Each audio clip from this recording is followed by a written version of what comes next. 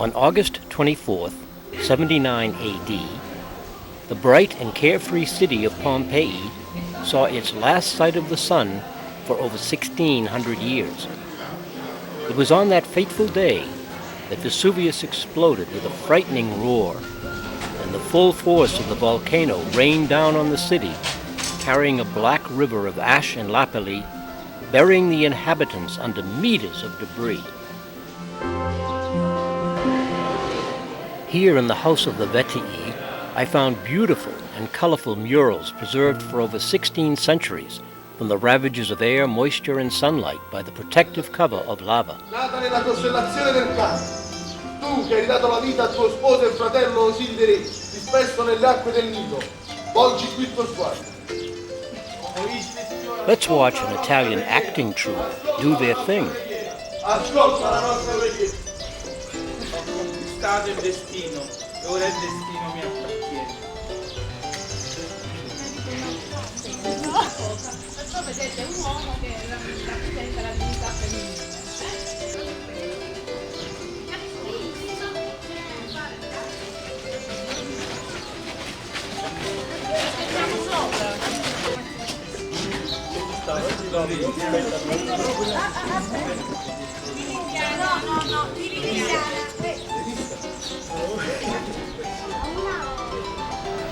One of the most impressive buildings of Pompeii is the seat of its law courts, the Basilica. It was also the center of the economic life of the city, and just outside of this ancient building is the Forum, the heart of the political and religious life of Pompeii.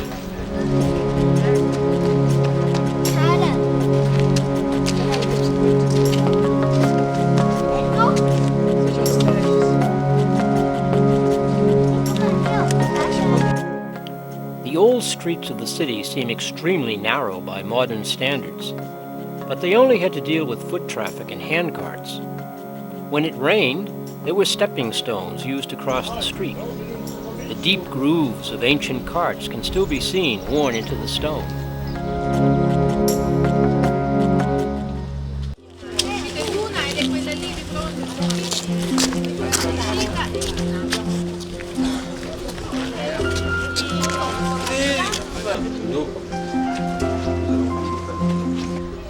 The Odeon Theater was the center for Pompeii's entertainment. It was built at the top of a hill, with seating descending the slope in the form of a huge horseshoe. No need for an electronic sound system here. The acoustics are so remarkable that a person almost whispering on stage can be heard clearly at the uppermost row seats. Undoubtedly, the famous plays of the Greek writers Aeschylus, Euripides, and Sophocles were presented here many times some 2,000 years ago.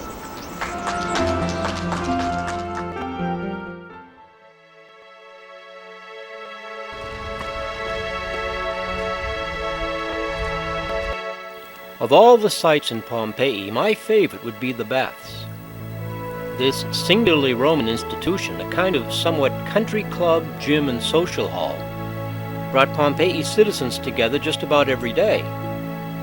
Since people's homes lacked inside plumbing as we know it, the public bath was an integral part of a first-century Roman's life, and the citizens of Pompeii spared no expense to make these buildings the most spectacular and opulent in the city.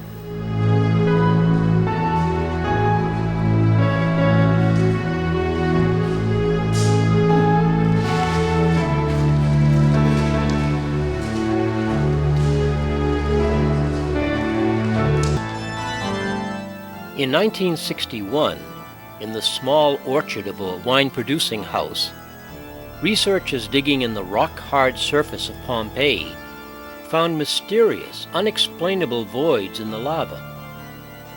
They decided to infuse the voids with plaster of Paris, and much to everyone's amazement, they found the impressions of 13 victims, overcome by the poisonous gases as they tried to escape. These fuguentes, or fleeing ones, are shown in the same order as they fell on August 24th, 79 AD.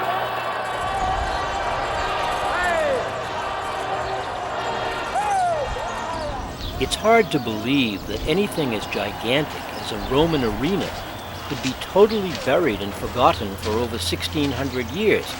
But indeed, Pompeii's Colosseum suffered the same fate as the rest of the doomed city.